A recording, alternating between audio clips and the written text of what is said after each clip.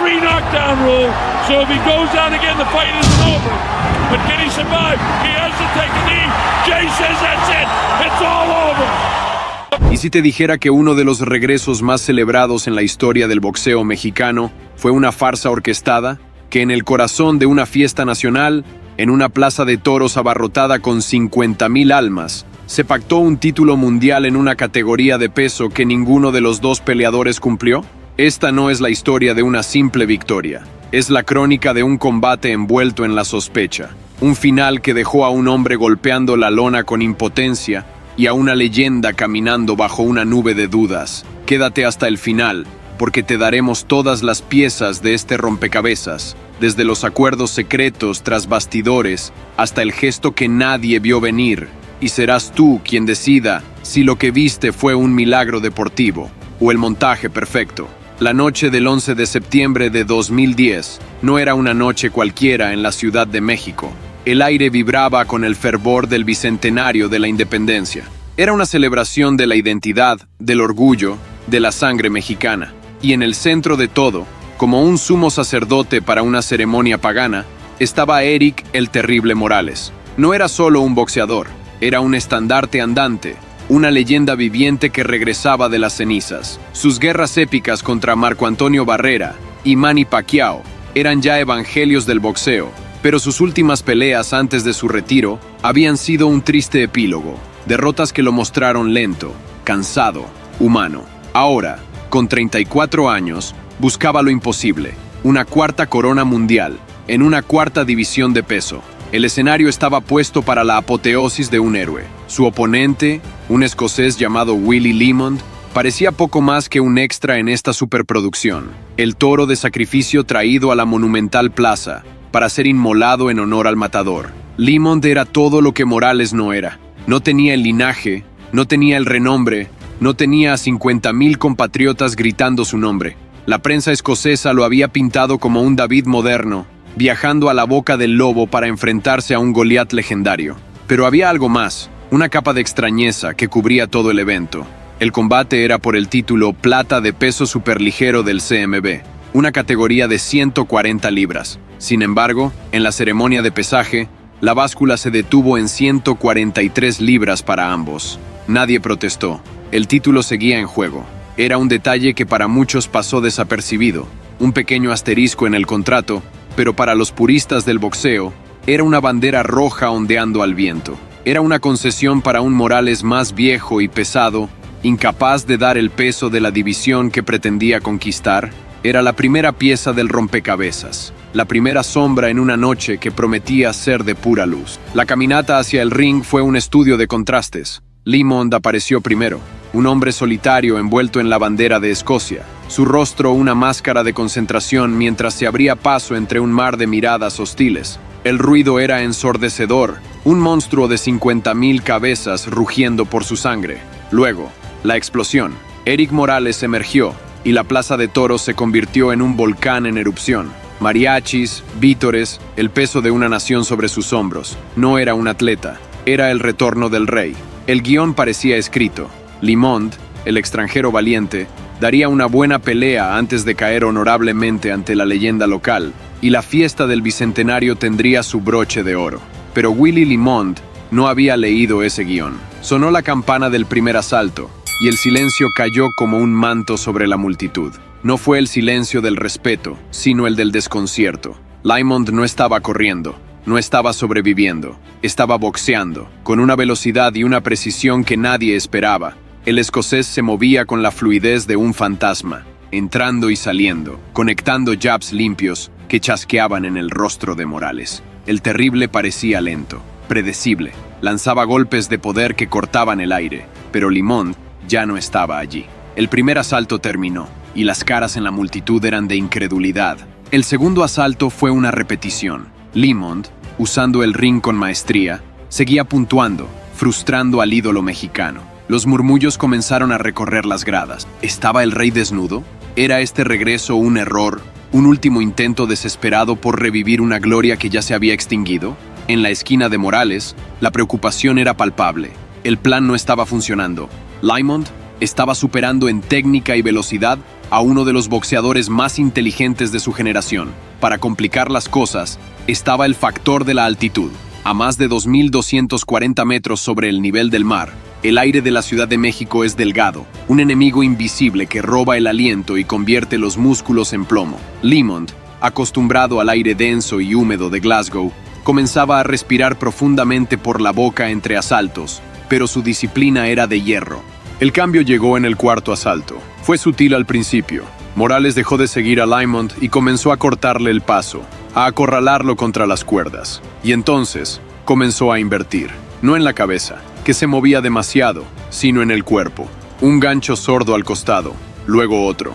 No eran los golpes espectaculares que levantan a la gente de sus asientos, pero eran mucho peores. Eran inversiones a plazo fijo, golpes que pagan dividendos en los asaltos posteriores. Lemond los absorbió con una mueca, pero el daño se estaba acumulando, como gotas de agua que perforan una roca. El ritmo de sus pies comenzó a bajar una fracción. Sus manos, que antes eran relámpagos, ahora tardaban un instante más en regresar a su guardia. El terrible había encontrado la grieta en la armadura. El quinto asalto fue la confirmación. Morales, con la paciencia de un cazador veterano, continuó su asalto sistemático al cuerpo. Cada golpe parecía robarle un poco del alma al escocés. La multitud, que había estado nerviosa y silente, sintió el cambio de marea y volvió a la vida, rugiendo con cada golpe al cuerpo, animando a su ídolo a terminar el trabajo. Lemond seguía siendo valiente, seguía lanzando golpes, pero ahora había desesperación en ellos. Peleaba por instinto,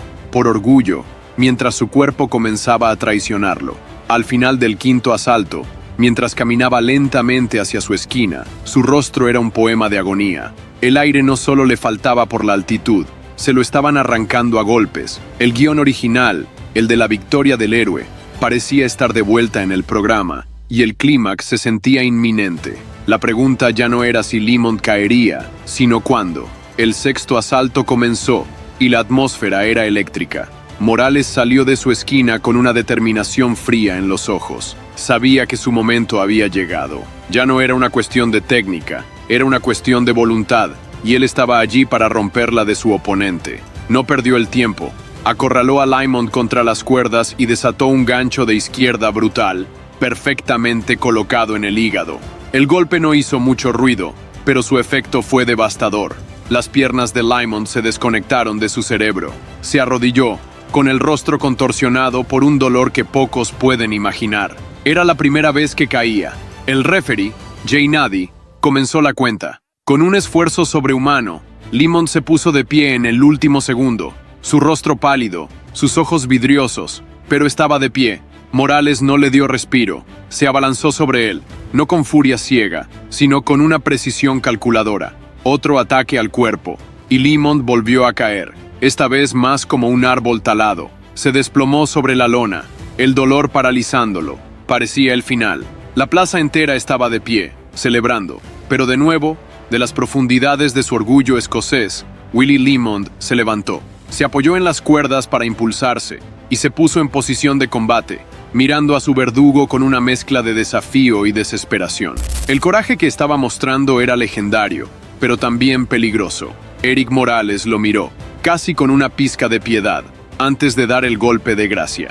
No fue un golpe a la cabeza, fue otro gancho al cuerpo, en el mismo lugar. El tercero. El cuerpo de Lemond finalmente se rindió. Se derrumbó por tercera y última vez. Pero antes de que el referee pudiera siquiera iniciar la cuenta, mientras el dolor lo consumía en la lona, Willie Lemond hizo algo que reveló todo lo que sentía. Con su último gramo de fuerza, levantó su guante derecho y lo estrelló contra el suelo. 1, 2 veces. No era un gesto de dolor, era un gesto de furia, de impotencia absoluta. En ese instante, Jay Nady se interpuso y decretó el final del combate. Morales había ganado. La plaza estalló en júbilo, pero la imagen que quedó grabada fue la de Lemond, golpeando la lona, convencido de que le habían robado la oportunidad de continuar, de que el final había sido precipitado por un referee que simplemente estaba cumpliendo con el protocolo en una pelea cuyo resultado parecía destinado desde el principio. La controversia estaba servida. ¿Fue una detención prematura? Técnicamente, la regla de los 3 derribos en un asalto justifica la detención automática en muchas jurisdicciones, pero en el contexto de un combate por un título, con un boxeador que se había levantado 2 veces y mostraba una voluntad inquebrantable, la decisión fue, como mínimo, debatible. Fue el final que la celebración del bicentenario necesitaba, la victoria de la leyenda, sí, pero con un sabor agridulce. Y así, el rompecabezas estaba casi completo. El peso pactado por encima del límite, la presión de la multitud, el valiente desempeño del extranjero y un final abrupto que dejó al perdedor consumido por la rabia. Pero faltaba una última pieza, la que humanizó todo el drama y le dio un giro inesperado. Días después de la pelea, lejos de los reflectores y los micrófonos, Eric, el terrible Morales, hizo una llamada. No a un promotor, no a un directivo, llamó a Willie Limond. En un gesto de respeto que rara vez se ve, el legendario campeón mexicano le ofreció al hombre que acababa de derrotar su ayuda para conseguirle más peleas en México, para abrirle las puertas del mercado americano. Morales reconoció la increíble valentía y habilidad que Limond había demostrado. No vio a una víctima, vio a un guerrero. En ese acto final, la historia dejó de ser sobre una posible conspiración y se convirtió en una crónica de respeto entre 2 hombres que lo habían dejado todo en el ring. La verdad sobre si la pelea fue un montaje o no, quizás nunca se sepa, pero lo que sí quedó claro es que, en medio del negocio y el espectáculo, a veces, el honor todavía encuentra su camino. Chicos, necesitamos que te unas al equipo para llegar al KO de los 100,000. Cada suscriptor es un golpe hacia la victoria. Dale a suscribir y activa la campanita. Muchas gracias.